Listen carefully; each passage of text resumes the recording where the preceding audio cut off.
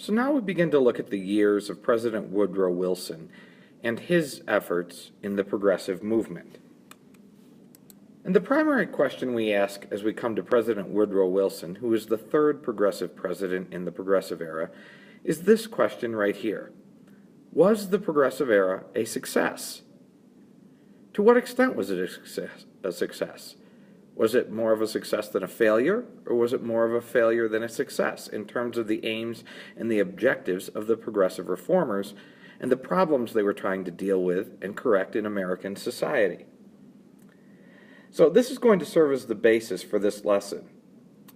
Now, let me ask you this question. Which is the most effective strategy? Bringing an issue to the attention of the public, or working with legislative bodies to address situations directly? We can look at this through the actions of muckrakers like Upton Sinclair, who wrote The Jungle, with the actions of Governor Robert La Follette, the progressive reform governor of Wisconsin. So what words can be most effective when trying to relate to others? And what forms of technology are most effective in spreading ideas and opinions? We'll begin looking at this in this particular lesson. So let's continue our look at the progressive era by focusing on the very important presidential election of 1912. There were three candidates in this election. One candidate was Woodrow Wilson.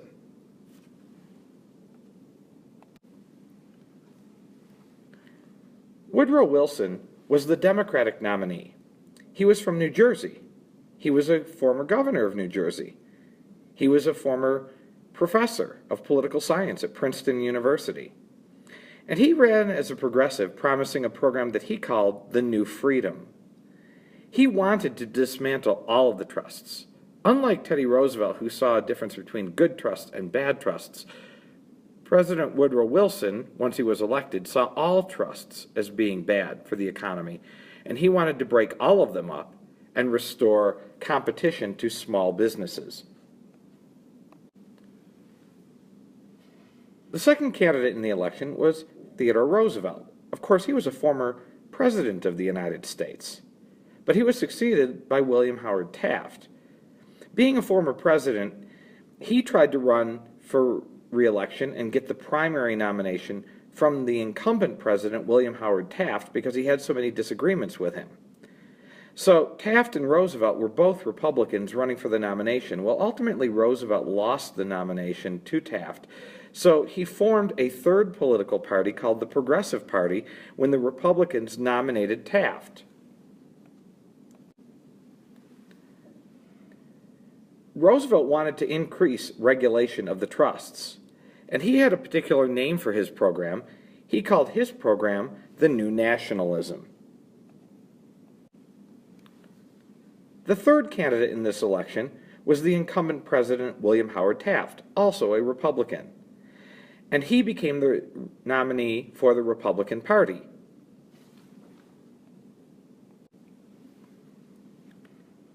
Taft was seen by many people as representing pro-business interests. Now, since the Republican Party split between Taft and Roosevelt, Taft became the Republican nominee and Roosevelt formed a third political party and ran as the nominee of the Progressive Party.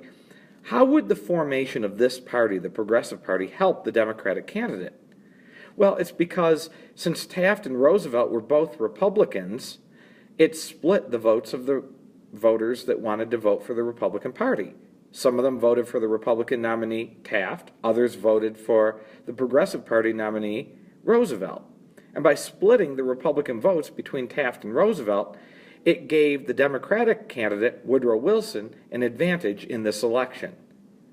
So one political party can influence the popularity of another with similar ideas. And that's what the Progressive Party did for the Republican Party.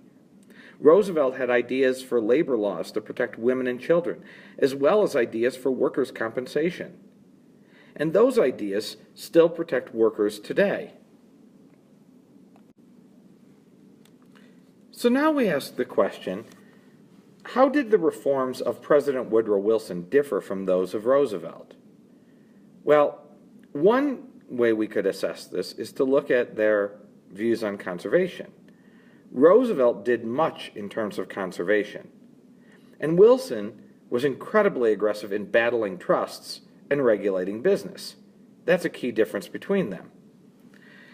Now, when we look at this chart here, and we see their progressive policy, we can see some differences here.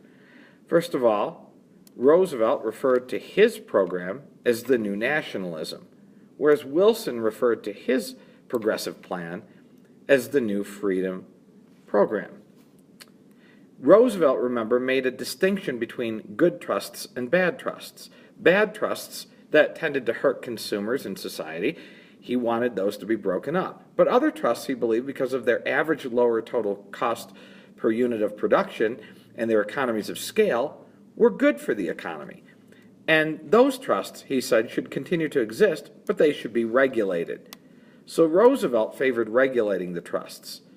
Wilson, however, believed all trusts were bad. He wanted them all broken up, he wanted them all destroyed, and he believed in competition among small businesses. And he thought that was better for society and for the economy. And so when you look at, again, the differences between the two presidents, Roosevelt tended to favor free markets, whereas Wilson wanted more government control and regulation of business to protect the economy and to protect consumers. So here we see some key differences between Woodrow Wilson and President Roosevelt in terms of their progressive plans.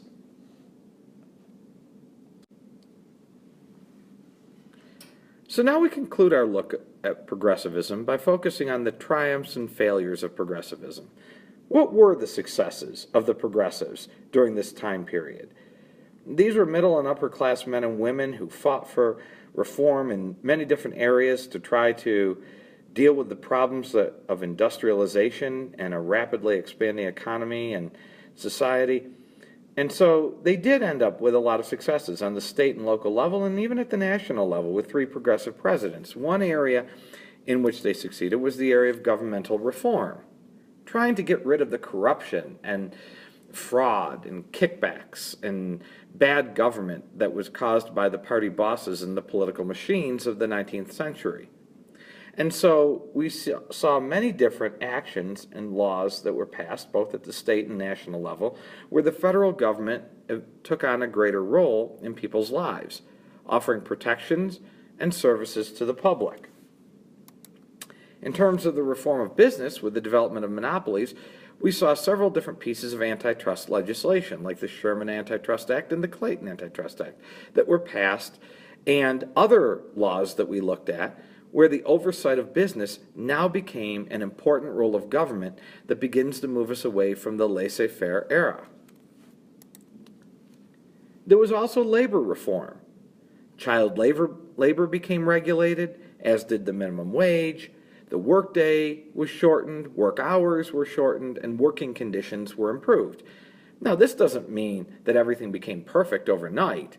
When we say there was improvement, we mean there was gradual improvement. There was still progress to be made, but there were some improvements at this time.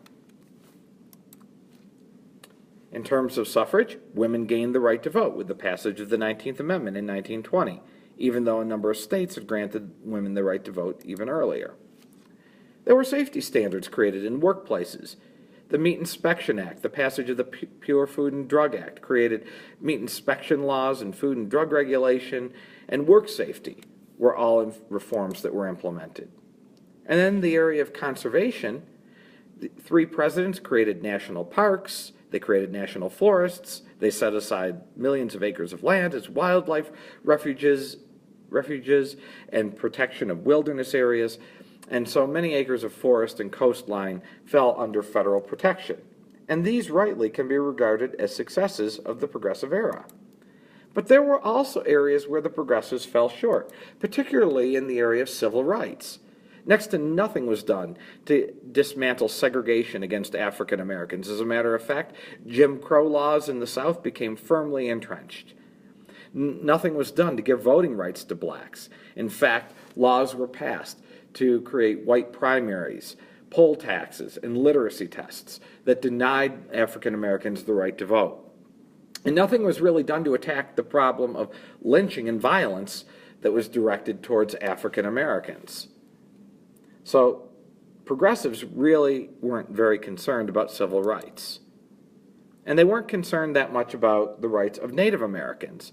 Little was done to help Native Americans during this time period. Their land continued to be taken away from them, and treaties continued to be broken, and in many instances, rights continued to be denied to Native Americans. And when we look at women's rights, yes, they did win the right to vote, but full equality with men was still not recognized and was many years away. It was still considered proper, especially for middle and upper class women, to remain in the home, taking care of their husbands and their kids, cleaning, doing domestic work, and not working in jobs or careers outside of the home. So these are areas where progressives fell short. So who do you think was responsible for true reform in society? Well, some of you might say it was the muckraking journalists of this time, through their articles and newspaper reports and photos that really galvanized support for the progressive movement. These muckrakers brought the issues to the public's attention, whether the issues were big business corruption, through Ida Tarbell's book, The History of the Standard Oil Company, unsanitary conditions around food brought up by Upton Sinclair, who wrote The Jungle, or poor living conditions in the slums and tenements of New York City in Jacob Riis's book, How the Other Half Lives. The politicians then had to deal with these issues only after journalists, like these muckrakers, exposed them.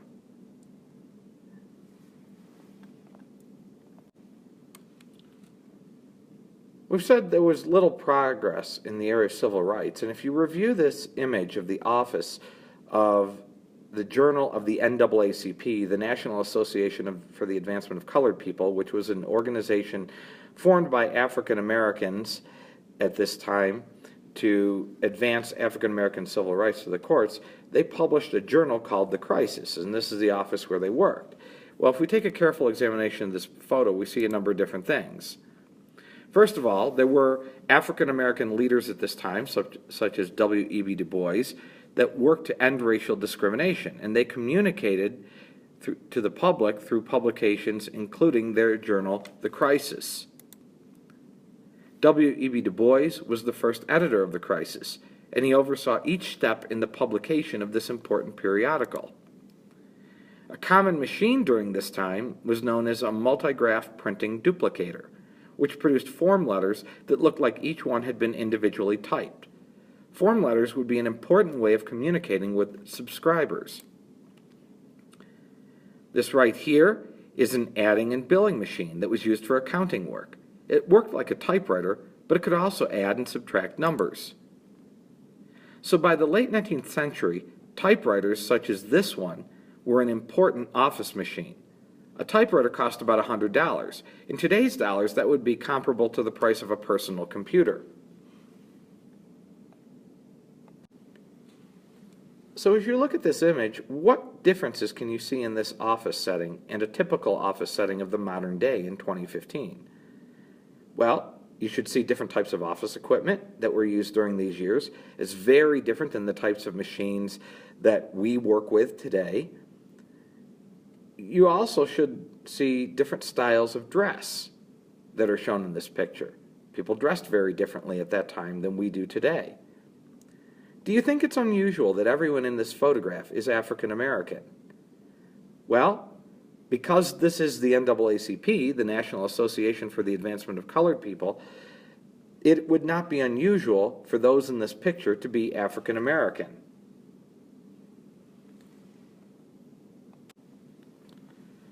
So as we conclude our look at the progressive era, we can say, yes, there were many achievements and successes of this area in many different areas of reform, but there was also still progress that needed to be made. Things that they didn't accomplish, failures that took place, and that would be left for a later time and future Americans to deal with in later years.